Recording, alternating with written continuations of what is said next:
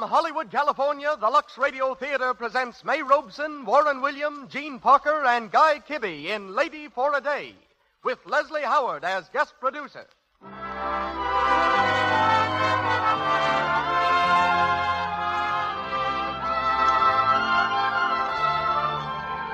Lux presents Hollywood.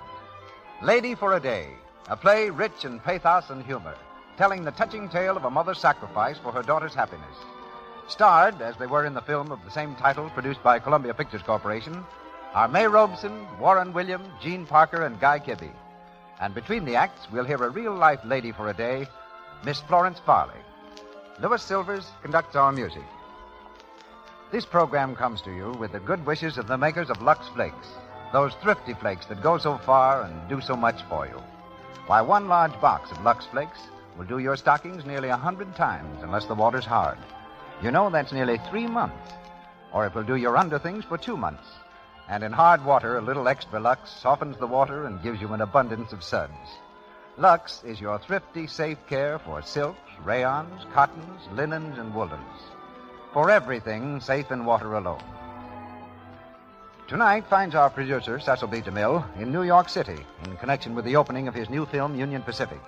Later on, we'll hear from Mr. DeMille. But taking his place is one of the screen's most versatile, popular, and distinguished personalities. Ladies and gentlemen, we are proud to welcome as guest producer, Mr. Leslie Howard.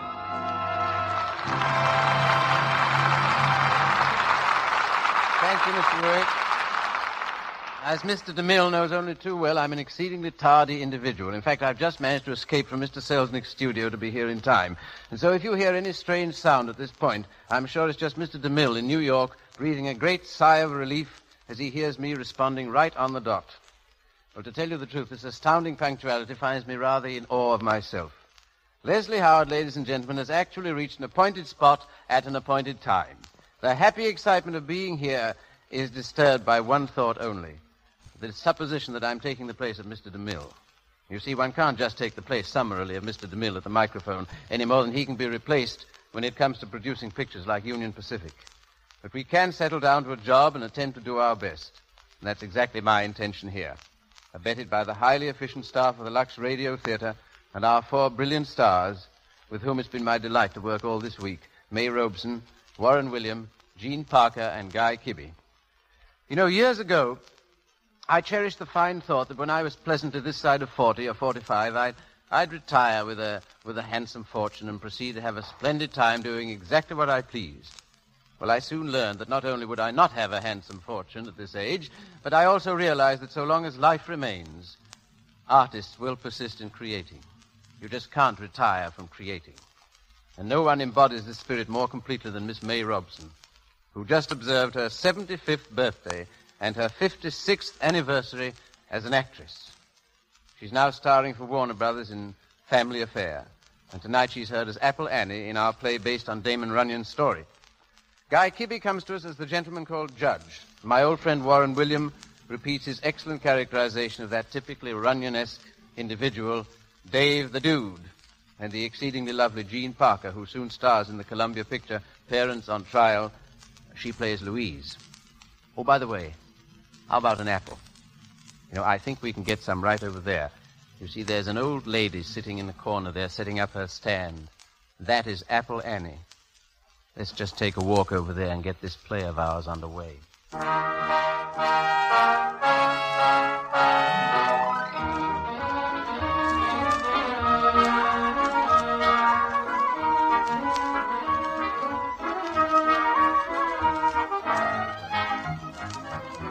Broadway, the crossroad of the social world. Broadway, where the clerk rubs shoulders with his boss, where the Upper Bronx meets Lower Park Avenue, where the pleasure-seeking mob throws dollars to the theater box office and dimes to the corner cripple. It's a rainy spring night just after curtain time. One of Broadway's well-known beggars holds her accustomed position at the corner of 47th Street, her old bedraggled dress hanging wet above her scuffled shoes. Slung about her shoulders is a basket of highly polished apples, which she holds up to the passers-by, her thin voice rising above the roar of the traffic. Want some apples? Nice red apple, lady? Evening, Annie. Oh, hello. How are you, Mr. Law? I suppose you want to see my license again, is that it? Oh, not tonight, Annie. I'm on traffic duty now. Oh, by the way, Annie, Dave the dude is looking for you. He's over at Missouri Martin's Club. Does he want an apple? Well, I guess so. Hell, I think I'll have one myself, Annie. Oh, that big one there looks fine. Thanks. Yeah. Come around to the house sometime, officer. I got a lot of loose jewelry and silver hanging around loose. All right, night, Annie. Good night, you big turkey. Apples? Apples? Pencil. Buy an apple? Oh, buy a pencil. Buy an apple? Pencil, buy a pencil. Oh, hello, Smiley. Oh, hello, Annie. Well, say, Dave the dude wants to see you, Annie. He's over at Missouri Martin's Club. Yeah, I know. Has he got a big bet on, huh? How's the pencil business doing? Oh, it's terrible. Looks like everybody's broke. Ah, quit yapping. Go over to the Thelma Theater. They got a big hit over there. Oh, yeah? Uh-huh. Oh, thanks. Oh, and don't forget Missouri Martin's. The dude said it was very important. Hiya, dude. Oh, hello, Missouri. Sit down. You waiting for somebody, dude? Yeah, Apple Annie. I got a big poker game on. One of the biggest I ever sat in. Where is it? Up at the hotel. But I can't go to no game without buying an apple from Annie. Send a couple of the boys out looking for her. Oh, she's really a good luck charm, ain't she? I never made a big bet yet without her, Missouri. And I ain't going to start tonight. Oh, wait a second. There's Happy and Shakespeare. You're two stooges. Hey, Shakespeare, Happy, over here. Hiya, dude. Hello, boss. Did you find Apple Annie? No. I told you not to come back without her. Well, we can't go scouting all over the town. Yeah, we told everybody we seen. Shut up. What are you gonna do, boss? We're going to wait here till she shows up. You got a superstitious boss, Jen. Yeah, but I'm a first-class monkey if I can see how you can win pots by buying an apple off an old dame. All right, so you're a first-class monkey. Now shut up. Okay. Oh, dude, if you can't find your apple, here's something else for good luck. There. Cut it out, Missouri, will you? This is a public place. Yeah, he needs apples, not lemons. Oh, shut your face, Happy. Miss Martin. Yeah, what? Apple Annie's outside. Oh, she's here. Come on, Happy. Shakespeare, get going. So long, dude. Good luck. Hey, Annie. Annie! Hello, dude.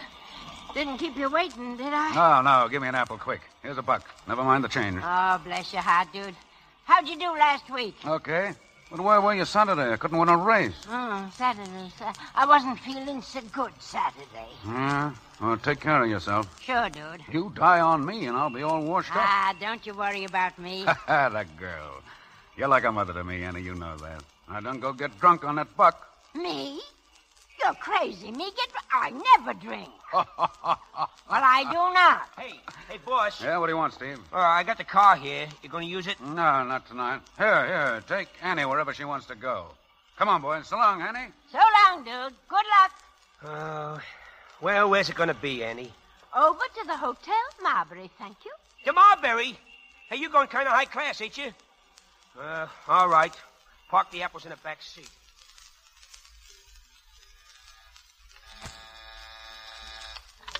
Hello, Hotel Marberry. Delivery entrance. Yes, ma'am. Yes, ma'am. I'll watch out for your package. Send it right up when it comes. You're welcome. Hey, Oscar. Who is it? It's me, Annie. Oh, come on in. All right. Well, Oscar, did you get the stationery? Sure, don't I always get it? Classiest stationery in the house.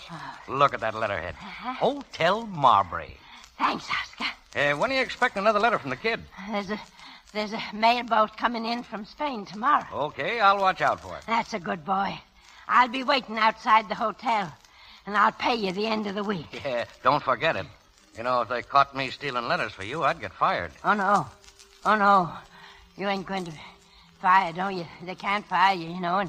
And don't forget, will you, the name that it'll come under. Mrs. E. Worthington Manville, here to the Hotel Marberry. I know. Now, I've got to write to her. Would it be all right if I did it right here? Yeah, sure. Sit right down over there. There's thank pen and ink on the desk. Thank you. Now, let's see. My dear, adorable daughter Louise, the social season at Newport is finally over, and I'm all tired out. The reception I gave to... Lord Ferncliff, was a big success. It breaks my heart, Louise, to think that I've been separated from you all these years. But the doctor says an ocean voyage would be fatal for me. Oh, yes, what'll I do here? Oh, yeah. Your stepfather thought he might make the trip to Spain this year, but he is so busy with affairs of state, he can't leave the country. Now, the young man you wrote me about, Count Alfonso Romero's son, Carlos, sounds perfectly darling. I hope he loves you as much as you say you love him, and as much as I love you, my darling. Oh, I forgot about the money order. Oh, yeah. You will notice your allowance this month is $5 short. Such a funny thing happened. I sent Henry, my new chauffeur, to get the money order, and somehow he made the mistake. I'll make it up to you, dear, next week. Good night, my darling. Your own loving mother.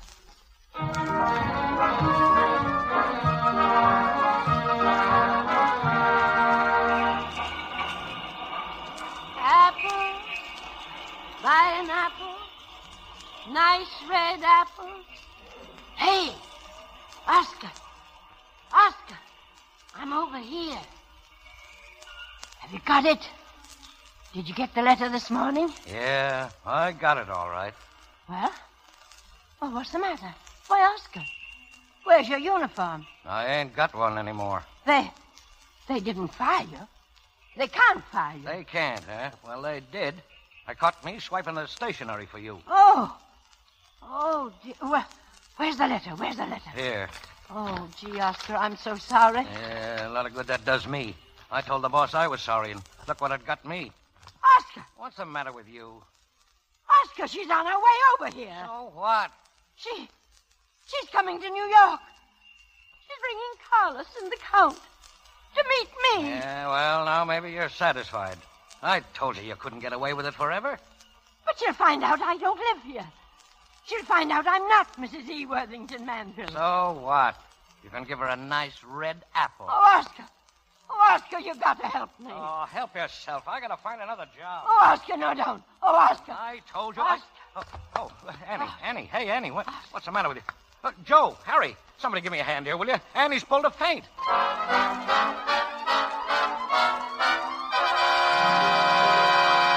And now you can't find her again. Every time I got a big deal coming up, you guys can't find Annie. Yeah, but, boss, Shut what do you up. want? What did you look? We looked all over the place. Shut up. I don't want talk. I want action.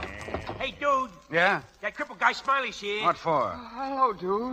Listen, Smiley, I'm busy. It's about Annie. Oh? Well, what about Annie? I've been looking all over town for her. She's in an awful jam. Yeah, what kind of a jam? Well, you see, for years she's been swiping stationery from the Marberry and writing her daughter that she's high up in society. Daughter? Yeah, she's got a daughter over in Spain in a convent since she was a baby. Well? Well, now she's gonna marry a count or something. Well, listen, what's this, a racket? Oh, no, dude, honest. Well, where's Annie? Where does she live? Well, she's got a basement room, First Avenue, 314. All right, come on. I'll go over there and see her myself.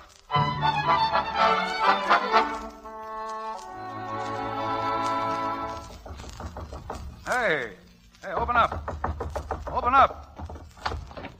Oh, hello, Annie. Well, if it ain't my old friend, the Duke. Come in, gentlemen, come in. I thought so. On a bet, huh? No, she ain't, dude. She just acts kind of funny like. The butler will take your things, gentlemen. Huh? You didn't know I had a butler, huh? Got lots of butlers. Millions of them. Where you been, you old buzzard? Been looking all day for you. Oh, so good of you to come down for the hunting season. Huh? You know, everybody's coming down for the hunting season. Let's get out of here, dude. It gives me the creeps. What's wrong, Annie? My daughter's coming over here to visit me. Isn't that lovely? She's coming over with the Count. Going to marry his son. Wait till she gets to look at me. It's going to be funny when she finds out her mother is Apple Annie. Why don't you laugh? It's funny, I tell you. Apple Annie from Schubert, Alice. Apple Annie from Schubert, Alice. All right, Annie, take it easy. Hey, Shakespeare, put her over there on that cot. Happy, go get a doctor. Okay. A doctor ain't gonna do no good, dude. No, what have you got that's better? Well, I got an idea.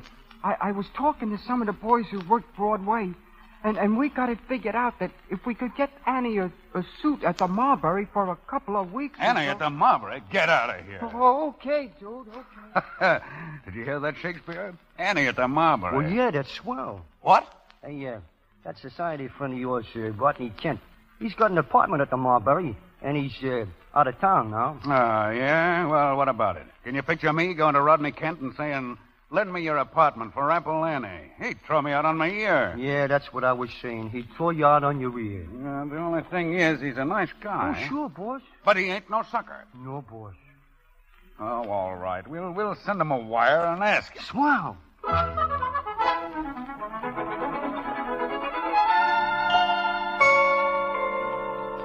Now, here's the layout, Annie. This is going to be your room. Count goes over there, your daughter in the room across the hall, and a boyfriend up front. Got it? Dude, I can't believe it. Me? Here in a suite at the Marberry? Oh, how can I thank you, dude? Yeah, you can shut up about it. Okay, dude. Hey, dude. In here, Happy. What goes, dude? What's the matter? Shakespeare says you wanted to see us, dude. Yeah, come in, Louis. Come in, Longchin. Oh, where's Harry? Yeah, boss. Did you get in touch with Missouri Martin? Yeah. She's bringing over some high-class clothes and a hairdresser and a masseuse. Good. Dude, a hairdresser and fine clothes and a masseuse? Is that for me? Well, a masseuse won't do me no good. Hey, dude, what is this? What are you wasting your time around here for? Yeah, keep your trap shut. For years, Annie's been lucky to me, hasn't she? Well, she's in a jam now. What kind of luck would I have if I passed her up at a time like this? So you're going to try to palm her off as a society dame, huh? Well, it's only for a week. The Count and his son are going back on the same boat. Well, what do you think? Personally, I think it smells. Ah, shut up. I don't want to hear any opinions. No, I don't think it'll work, dude. Me too. It's like libel or something. Sure, we're liable to land in the can. Yeah, I'm getting out of here. No, you're not. You're all going to stay. I'm turning the mob over to Mrs. E. Worthington Manville. Huh? And that goes for you, too. All of you. Mrs. E. Worthington Manville, she's Apple Annie. Yeah, she's a lady now. A lady? Yeah, and you're going to treat her like one. Now, see? look. No, Shut up! Shut up! Now, Annie, come here. Yes, dude. You're a lady, Annie. See? And if any of these mugs, any of them, if they don't treat you like a lady, you got my okay, my personal okay, to poke them in the snoot.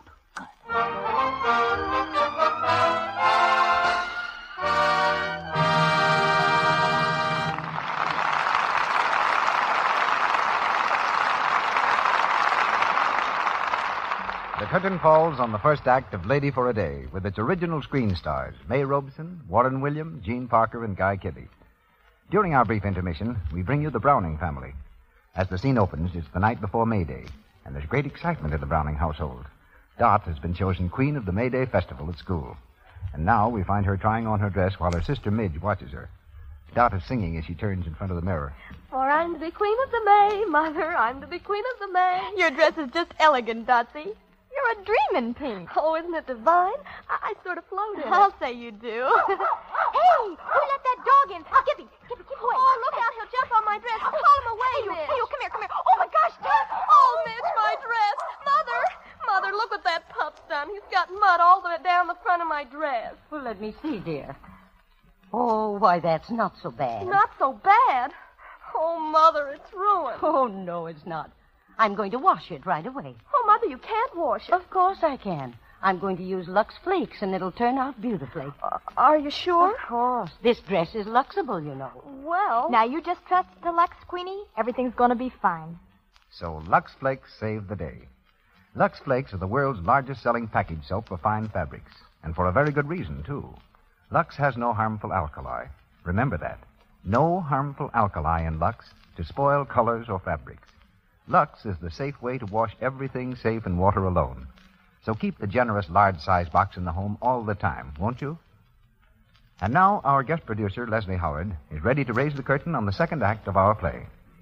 We continue with Lady for a Day, starring May Robeson, Warren William, Gene Parker, and Guy Kibbe.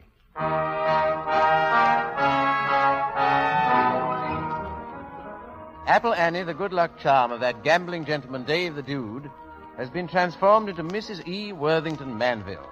In a borrowed suite at the Hotel Marberry, she reigns supreme. But now a sudden blow has fallen. In her letters to her daughter, Apple Annie mentioned a Mr. Manville, who must, of course, be produced. After making the rounds of the better pool rooms, Dude stooges have chosen a gentleman for the romantic role. He's known as Judge Henry Blake, judge by the divine right of self-appointment. So Happy comes up to me and he says, Judge Blake, he says, Dave the Dude wants to see you. Yeah, Happy was right. I do. At the moment Happy says this, it so happens that I'm at the club having a game of skill. In fact, you might say that I'm in the midst of a very profitable enterprise. You mean you're taking over a sucker at pool? I mean I am matching my skill against a stranger in town from Providence. When Happy says, Judge, Dave wants you. And I put aside ready money to rush to your aid, my friend, only to find you ensconced in this palatial suite at the Hotel Marberry, which incidentally is not bad at all. I am prompted to ask you, Dave, what's the racket? All you got to do is be a husband. A rich and aristocratic husband for a week. A husband? Rich and aristocratic? That suits me admirably. Ever try being a husband, Judge? I'm notorious for it. How'd you make out? Pitifully. And I can never tell why. They were such charming women, the four I married. But I might ask, whose husband am I to be? You ought to be the ever-loving husband of Apple Annie. Apple Annie? Preposterous, most preposterous. Well, the husband of an apple vendor, practically a mendicant. Now, listen, Dude, this is asking too much. After all, I have my self-respect. Good evening, gentlemen. There she is now. There, who is now? Apple Annie. But I see a charming woman, dressed in the height of fashion. Why, she's terrific. Annie, the judge says how glad he is to be your ever-loving husband. Why, thank you, Judge. You're so obliging. The pleasure, I assure you, my dear and charming lady, is all mine. Shall we take a stroll through the park and talk over our plans? No, not now, Judge. You're taking a stroll down to my tailor and get fitted to a suit.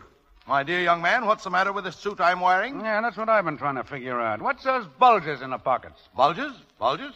Oh, dear, yes, of course. Just a billiard ball or two. I must return these to Joe's pool palace at once.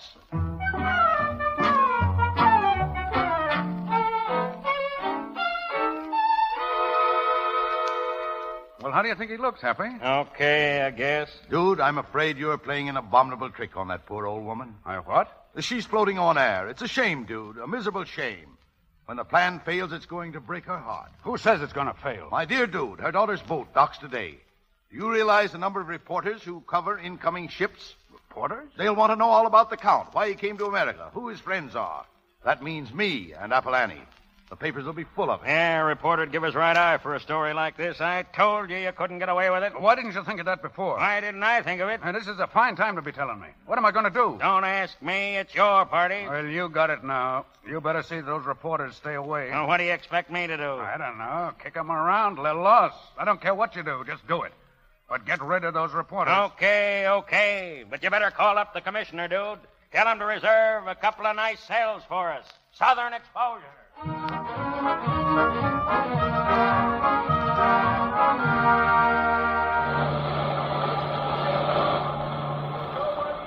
Do you see her yet? No. There's an awful bunch getting off. Oh, Dude. Dude, I'm so frightened. Yeah, what about? Oh, I don't know. There isn't any chance of anything going wrong, is there, Dude? No, of course not. I know I'm foolish, but how do I look? Okay, swell. I can hardly believe it.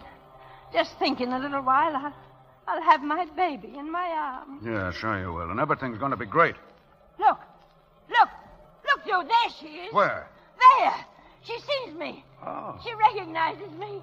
Louise! Mother. Louise! Mother, darling, I'm up here. Louise! Mother.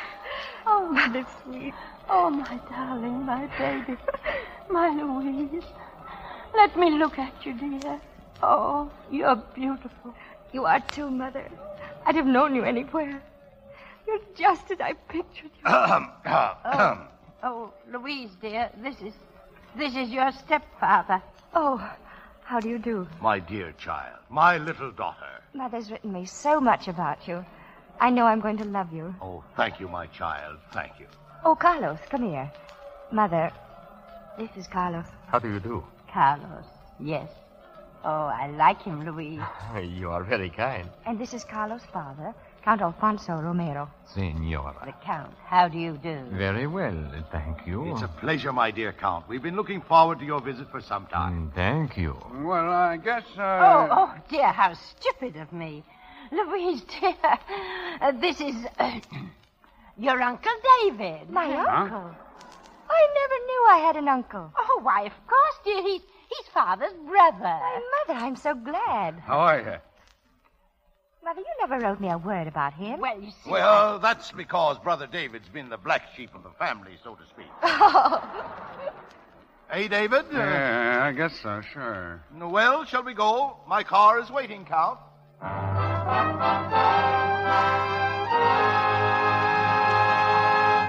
So, you don't know where the folks went today, huh? No, sir, just for a ride, sir. They'll be back soon, I imagine. Okay. Here you are, Butler. This check's for you, and this is for expenses. Thank you, sir. Remember your orders? Yes, sir. Her name is not Apple Annie. It's Mrs. E. Worthington Manville. I've been working for her for years. No matter what anyone asks me, I know nothing. As a matter of fact, I'm to be completely dumb. Think you can do that? Should be a cinch. Shut up, Happy. Now get this, Butler. I don't want no slip-ups. Oh, no, sir. If you do, your family better send for the body. I have no family, sir. And you'll have no body either. No body. Yes, sir. Here, come on, Happy, let's go. I don't want to be here when the gang gets back. Too late, dude. Yeah. New York's exciting. Oh, hello, Uncle David. Hello. Hello, Mr. Manville. Where have you been? We missed you terribly. Well, that's something. You mustn't be so strange. Everyone's so crazy about you. Did you know Carlos and I decided to name all our children after you? Huh? Yeah? Oh, come in here, Count Alfonso. Thank you. Oh, hello, Brother David. Hello, McGuire. Has everybody met Mr. McGuire, David's secretary? Oh, me? Yeah, my secretary, everybody. Oh, how do you do? How do you do? I'm glad he's here, dude. I thought you'd like him to handle the invitations to the reception. Sure. That's a good idea. Huh? What do you mean, reception? We're having a reception for the folks day after tomorrow, the night their boat returns to Spain. Well, isn't that just dandy? You're quite surprised, aren't you, Brother David? Yeah. Who's coming, Brother Henry? Oh, just a few of our friends. It's to be a small affair, about 100 or 150 people, perhaps. Hardly a handful. Of course, I shall look to you, Brother David, to help us as much as you can. Oh, of course. Matter of fact, I'd like to have a little talk with you before you do anything about it. A couple of things I'd like to straighten you out about. Oh, by all means, Brother David. Now, just step outside a minute. We'll settle everything. No, Brother Henry. This way, please. Oh, yes. Excuse me, folks. I think I'll be right back. I hope.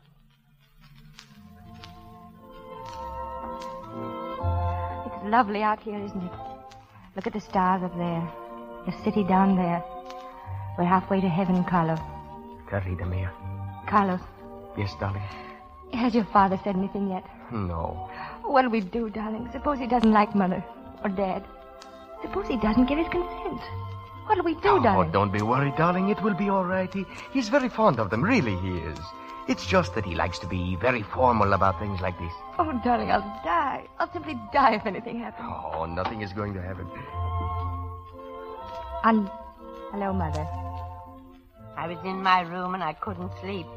You don't mind if I visit with you for a little while, do you? Of course not, darling. Oh, it is my fault. I've taken up so much of Louise's time. I feel I've been terribly selfish. Oh, no, you haven't. You've been very sweet. Well, I'll go and talk to Father if you will excuse me. Good night, Mother. You don't mind my calling you Mother? No, dear. I want you to, my son. Thank you. Good night, Louise. Good night, darling. He's a lovely boy. Oh, he is. Mother, I'm so happy. My baby. Mother. Yes, sweet? You don't think anything can happen, do you? Happen? Well, I guess I'm just foolish, but... Well, maybe it's because I'm wishing so hard. Mother, did you ever wish for something so hard that... Yes, dear, I understand. But nothing's going to happen, dear. Nothing. I promise you, darling.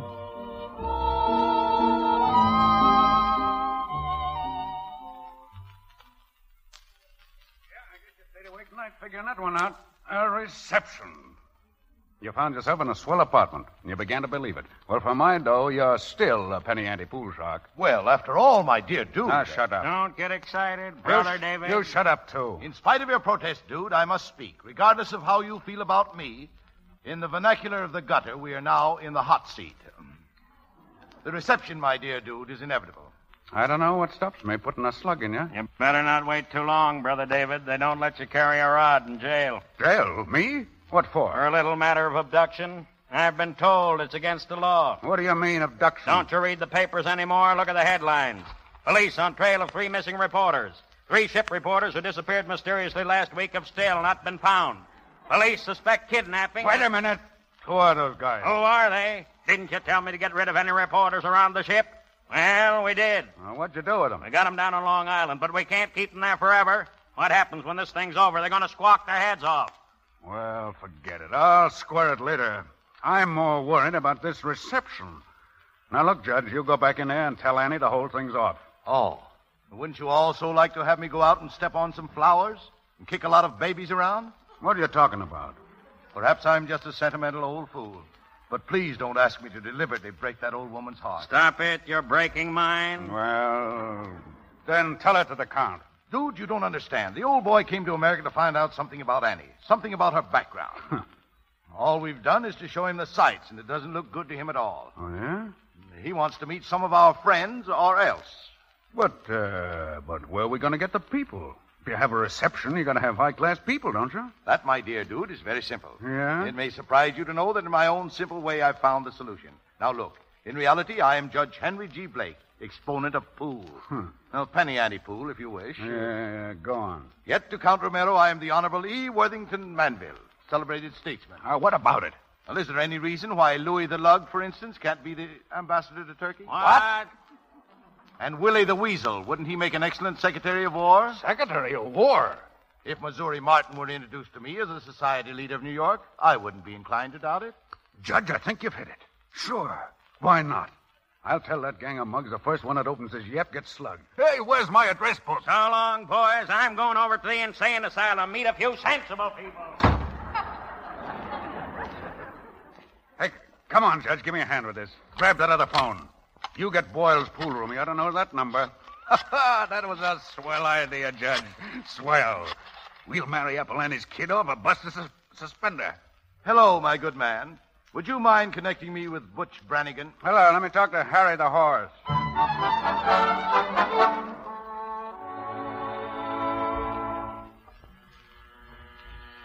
Yeah? Yeah, who is it?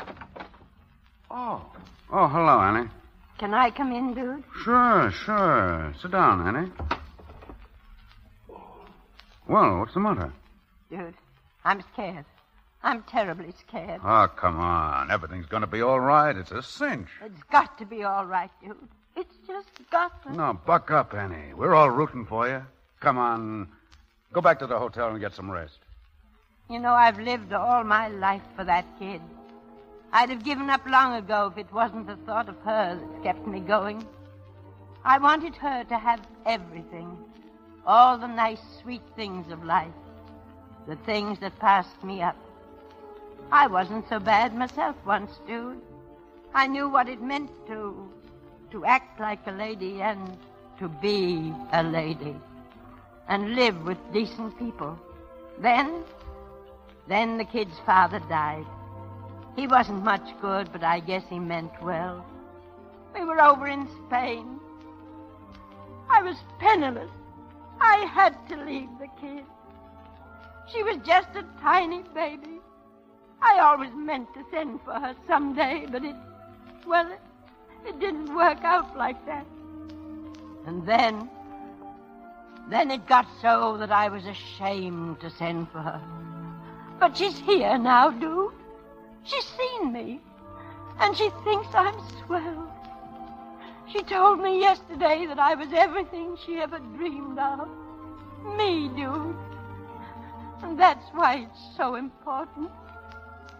She's got to leave here thinking I'm like that. Because if she doesn't... Oh, Annie. Oh, I'll die, dude. I'll die.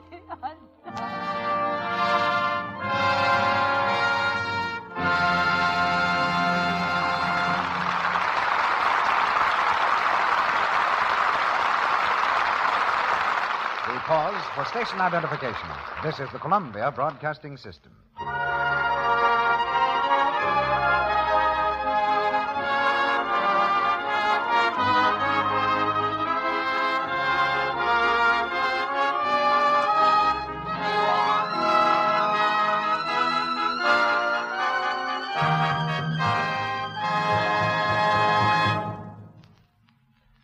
Well, we've just completed the second act of Lady for a Day. And now, adhering to an established custom of the Lux Radio Theater, I'll call for a short intermission, after which we'll go into Act 3. This appears to be an excellent time to do a little checking up on our regular producer, Mr. DeMille. He's in New York, where he says he has a particularly interesting young lady waiting to talk to us. So let's take a flyer to New York. Mr. DeMille, come in. Greetings from New York, ladies and gentlemen. After hearing Leslie Howard pinch hit for me, perhaps I should stay aboard the little 1869 train that's hauling us across the continent and continue to greet the hundreds of thousands of Lux listeners who've poured from deserts and mountains to the railroad stations and crossings to welcome the group of Hollywood stars we took to the opening of Union Pacific at Omaha. And I wish you could have seen what Omaha did for us. It was the Omaha of 1869 that greeted us, with an old wooden stockade around the railroad station, false fronts on the houses and stores to make it look like the Omaha of our picture, the whole city in costume, women in sunbonnets and calico, men, thousands of whom had grown beards, wearing beaver hats and frock coats, motorcycle police dressed as old-time Western sheriffs, mounted police and National Guard dressed as infantry and cavalry of 1869.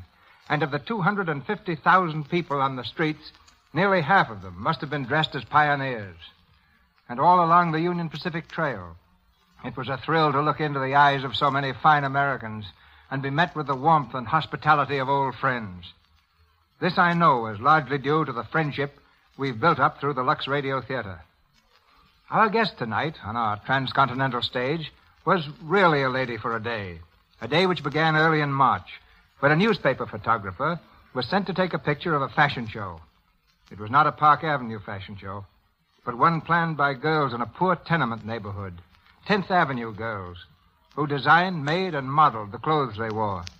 A newspaper man recognized in this lovely girl the opportunity for a living drama.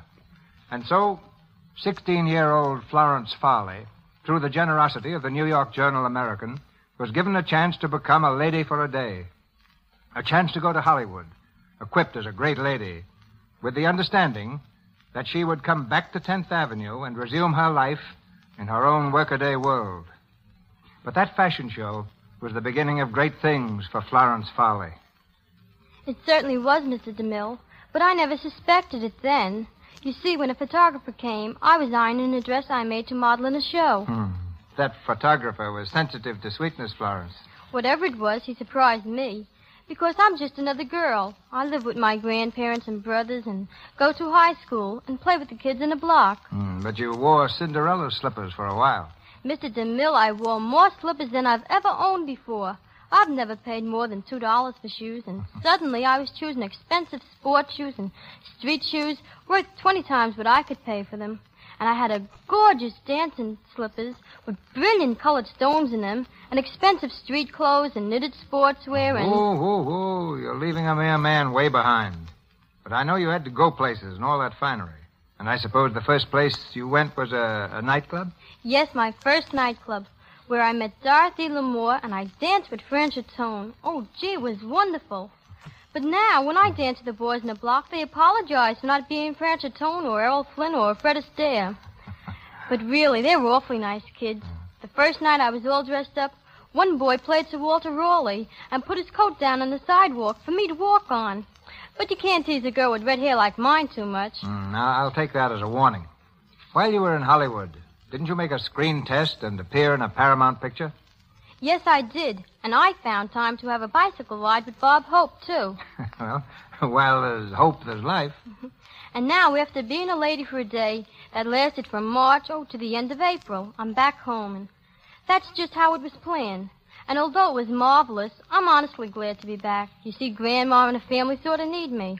I help with the dishes and I wash my own clothes.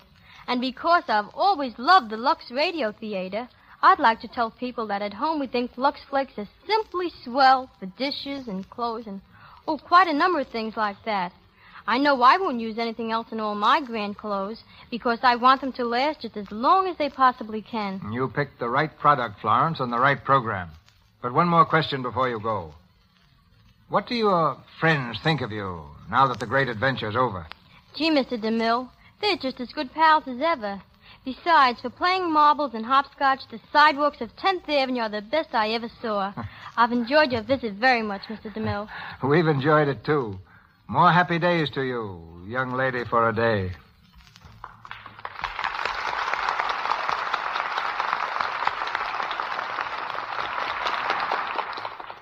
Well, now here we are back in Hollywood again with a thank you from Mr. DeMille and Miss Farley. And now for Act 3 of Lady for a Day, starring May Robeson as Apple Annie, Warren William as Dude, Gene Parker as Louise, and Guy Kibbe as Judge.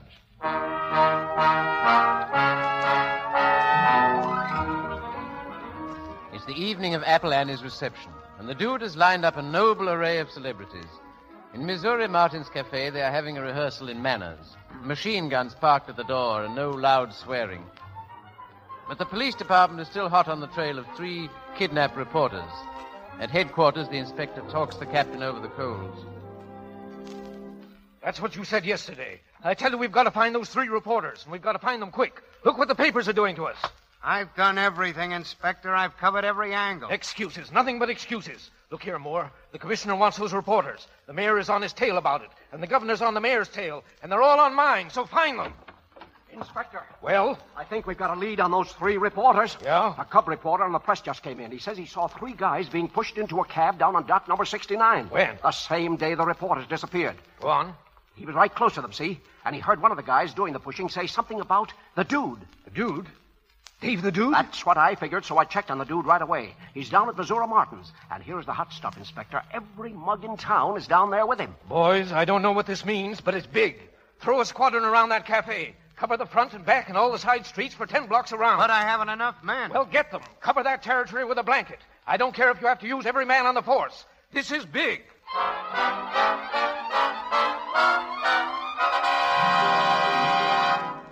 All right, everybody, now body up, partners, just like the way you're going to do it tonight. Charm, Mrs. McSweeney. How are you, Count Alfonso? Delighted, Mrs. Turtlepus. No. What's the matter, Chief? No, listen, you mugs. I ain't having this rehearsal because I like it. The reception takes place tonight. And if we don't practice right, we're liable to ball the whole thing up. Hiya, Dude. Sorry I'm late. Oh, hello, Missouri. Got your girls ready? All set. What have you got doped out for me personally? Why, you're the social leader of New York City, Missouri. What are you trying to do, insult me? I'm part of the family, that's what I am. Gents, I want you to meet the ever-loving wife of Dave the Dude Manville. Huh? From now on, known as Missouri Manville. Just rolled in from Newport on the fast freight. Look out, dude. Missouri's closing in on you. Give us a kiss, Dude. Cut it out. All right, now, let's get going. We got a lot of rehearsing to do. Hey, Long Chin, what are you? Attorney General of the United States. Know your speech? Well, not exactly, but I'll make it. Okay, that's the first thing you all want to do, learn your speeches. All right, let's get going. I'm certainly glad to meet you, Count Alfonso. Well, what's the matter? Hey, you, cheesecake. Is this too much for you or something? No, I can do it all right, only gee. Only what? Well, I'm as good as Louis the Lug any day. If he's ambassador, I ought to be king. Yes, sap, a secretary of the interior is bigger than an ambassador. Oh, yeah, you can't kid me. A secretary is a secretary. Okay, I'll make you the president of the Board of Aldermen. How's that? President? That's more like it. Hey, Judge, we got a new president of the Board of Aldermen. Check. All right, now. Go ahead. Okay, dude, we're with you. Oh, look at them. Look at them happy. These guys are driving me crazy. You're not doing them any good either. Hey, wait a minute. Quiet. Wait a minute, everybody. Boys, I don't mind telling you, you smell to high heaven. Yes, sir, if you tried, you couldn't be any worse. What's the matter with you guys? There's nothing so tough about this society racket. All you gotta do is use your head. Actors do this kind of stuff every day of their life. Now, don't tell me you ain't got as much brains as actors. No, come on. Let's practice, and practice hard. Hey, dude, listen, dude. Shut up. Listen, will you? The cops are here. I told you... Huh? The cops? What cops? The cops. Cover that door, Cassidy. Hello, Jude. Hello, boys. Well, hello, Captain. What's going on here? Well, nothing you'd be interested in. No? Looks kind of funny, doesn't it? Your whole mob up here at one time? Well, anything wrong with a fella having his friends up? No, nothing wrong in that. Okay, everybody. Rehearsal's over. You know where to go. Oh, no. Everybody staying right here. Listen, Captain. We got a date someplace. We got to get out of here. Sorry, dude, but the commissioner's got a date with the mayor and the governor, and nobody leaves here until we find out what's going on. Oh, listen, there's nothing crooked about this whole thing. You'd laugh your head off if you heard the story. Yeah, I'm laughing right now. Oh, wait a minute. I'll give you the real lowdown. Look, you believe in fairy tales, don't you? What? No, it's no use. I'll hang before I let you give me the horse laugh. You'll hang all right if we don't find these 3 reporters. Yeah? Hey, look. You want those guys bad, huh? Yeah, sort of. I'll make a deal with you. Take me to meet the mayor and the governor, and I'll let you have all 3 of them. Yeah? Yeah. All right. Cassidy, keep all these mugs right here. Come on, dude.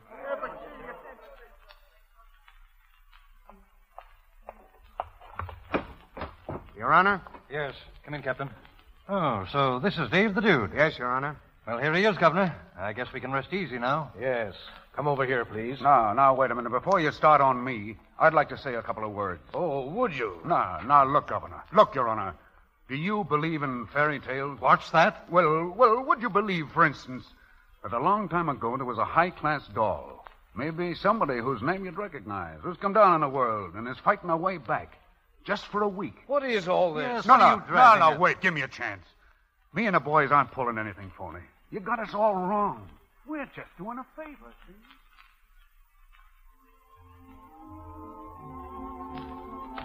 Oh, Judge, something's wrong.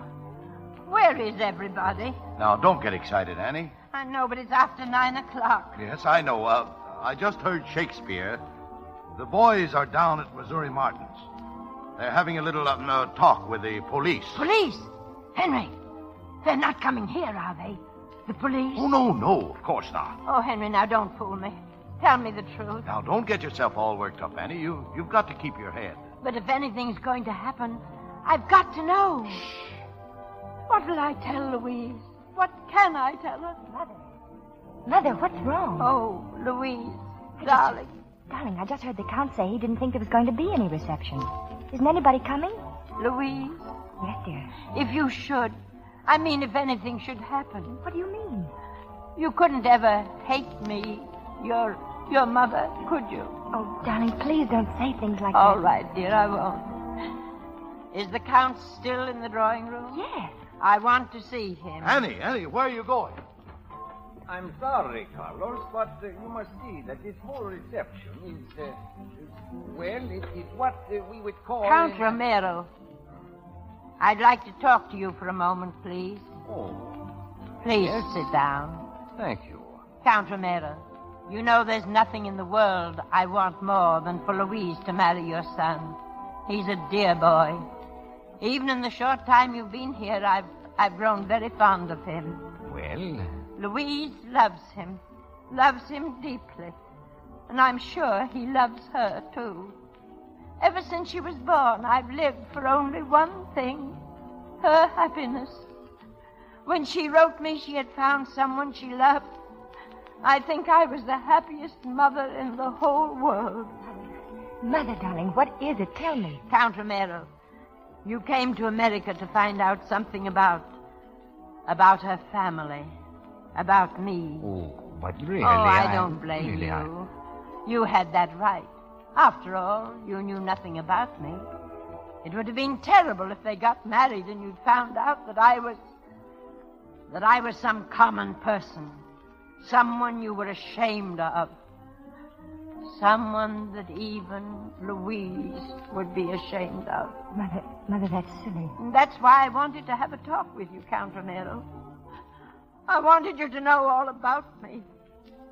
First thing I must tell you, Count Romero, is that I am not... His Honor, the Mayor of New York. Mother, the mayor. The mayor? Why, it really is the mayor. Louise, Louise. Which is Apollonie, Duke? The old lady, Your Honor, coming this way. But remember, it's Mrs. Manville. Go ahead, Mayor. Do your stuff. Trust me, Dave. My dear Mrs. Manville, so good to see you again. Why, Your Honor. The last time I had the pleasure of seeing you was at your very lovely party at Briarcliff. I shall never forget it. It was brilliant. Oh, thank you. I presume this is your very charming daughter, Louise. Louise? Yes. How do you do? Manville, so happy to see you again, Miss Manville. How are you? Dude, how did you do it? It is the mayor. And these are real society people. You ain't seen nothing yet, Annie. His Listen. Excellency, the governor. The governor? The real McCoy. Oh. How do you do? Dude, come over here, will you? Will you, and tell me? Nothing to it. You see, the mayor and the governor believe in fairy tales. You know, Annie, maybe there is a Santa Claus after all.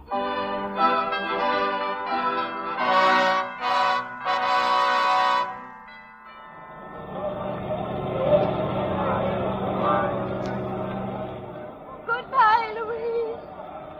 Goodbye, my darling. She can't hear you, Annie. She can't even see us no more. Oh, the wedding was swell, Annie. Yes, it was, wasn't it? Well, I gotta beat it. Oh, thank you, dude. And God bless you. Ah, go on. Hey, Missouri, how about some dinner? Aw, dude. It's the first time you ever asked me. Okay, come on. Well, goodbye, Annie. I'm sorry our arrangement had to be temporary. Oh, thank you, Judge. You've been marvelous. I wonder if you'd do me just one more favor. Well, I'm sorry, Annie, no, but no. I'm just a little short just now. No, it isn't that. I want you to write a letter for me. In a few weeks after the children are home, write a letter to Louise. And just say her mother died suddenly. Say that her end was peaceful and that her last words were, God bless the children. I get it, Annie. I get it. Brilliant. Mrs. E. Worthington Manville is dead. Long live Apollonie. Say, Annie, I'll be needing an apple tomorrow. I'm sitting in on a big game. That's all right, dude. You know where to find me, corner of 47th Street and Broadway. Any old time. And you'll hear me calling. Apple. Apple. Nice red apple.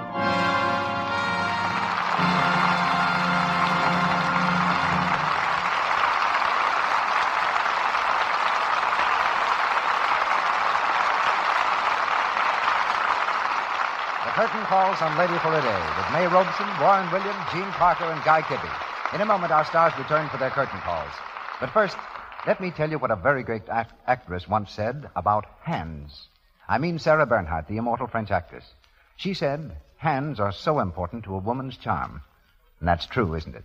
When you play bridge, when you shake hands, when you reach out in a gesture of sympathy or love, wherever you are, your hands express your charm. So keep them soft and lovely looking, won't you? You can, you know, even though you wash dishes every day. The soap you use has a lot to do with it. Lux Flakes are kind to your hands. Unlike many soaps, Lux has no harmful alkali. Absolutely nothing to dry the natural oils in your skin and make your hands rough and red. Lux helps your hands stay soft and smooth and lovely to look at and to touch. So buy the generous large-sized box of Lux Flakes tomorrow for your dishes. And remember, a little goes so far. Lux is thrifty. And now I see our guest producer, Leslie Howard, returning with our stars. Time now for a brief accounting from our ever-loving principals. May Robeson, Warren Williams, Gene Parker, and Guy Kibbe. As fine a group of players as ever kicked around the delicious idiom of author Damon Runyon. Sire of those other stalwart characters, Sam the Gonoff, ex-jockey Kirk, No-Nose Cohen. As for me, I say that things have come to a pretty pass. Huh! Now, what could possibly be eating the old doll? What's the matter with May, Warren? Dookie, you got me. Dookie? That's just it. Here you are, Mr. Leslie Howard, who has modulated some of the purest King's English I've ever heard on stage or screen, making a noise like something out of Runyon. Dookie. Oh, it's very discouraging indeed. Leslie, you might make a better impression. You talk a la Gone with the Wind. You know, that Ashley drawl to sort of match your nice long hair. Oh, so you prefer your ham southern style. Mr. Kibbe, what about you all? And I all agree with Muzzy May. Well, where on earth did you, of all people, acquire that Runyon patois? Well, I tell you, I became a devout follower of Mr. Runyon in company with a few million other Londoners when his stories made such a tremendous hit over there a year ago. Well, of course, the obvious happened. Some of the choicest accents you ever heard, from Cockney to Cambridge, were all engaged in spouting the argot. If you think I'm silly, you should have heard them. Still, Leslie, after seeing you in Pygmalion as professor of phonetics, I think you're entitled to all the acrobatics you care to practice with the English language. I know you co-directed that picture, didn't you, Leslie? As well as being the star. Do you still want to co-direct? Muzzy, he not only wants to, he's going to. In Gone with the Wind? No, after the wind has gone. No, I have another picture lined up. You see, Guy, this is a picture in which they're permitting me to try a hand at co-producing. Oh, had enough directing, huh? Oh, hardly, Warren. The directing comes later in England. Oh. It's a picture called... But wait a minute, who's interviewing who around here? Oh, I don't think it makes a bit of difference. The point is, we're all having a swell time, which makes it so much harder to say good night. And there's one who used to hold Cecil DeMille on a knee and tell him stories. I'm sure he'd say what we all think about your work tonight. Congratulations, Leslie. Leslie. Thank you, Leslie. Good night.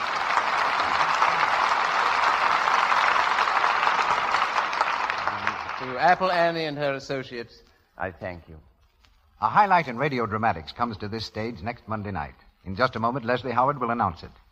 Featured in tonight's cast were Lou Merrill as Happy, Margaret Brayton as Missouri Martin, James Eagles as Smiley, Wally Mayer as Steve, Frank Nelson as Carlos, Chester Clute as Oscar, Ross Forrester as Shakespeare, John Gibson as Police Captain, David Kerman as Harry the Horse, John Fee as the Mayor, Walter White as Count Alfonso Romero, Joe Franz as Murphy, Earl Gunn as Inspector, and Edgar Norton as a butler.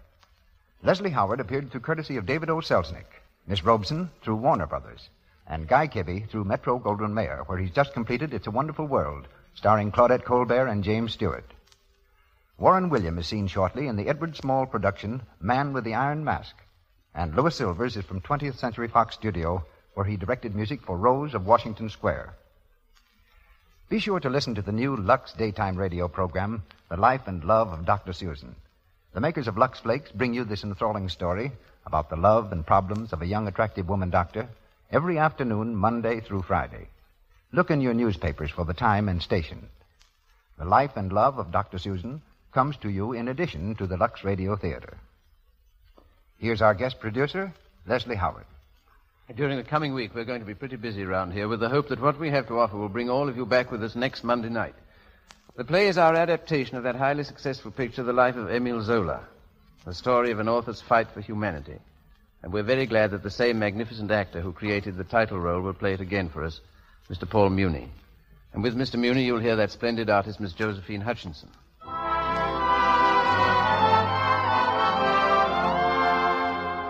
And our sponsors, the makers of Lux Flakes, join me in inviting you all to be with us again next Monday night when the Lux Radio Theater presents Paul Muni in The Life of Émile Zola with Josephine Hutchinson. Mr. DeMille will be back the Monday after next, so it appears that you will have me on your hands again a week from tonight. We'll try and make it interesting. Good night.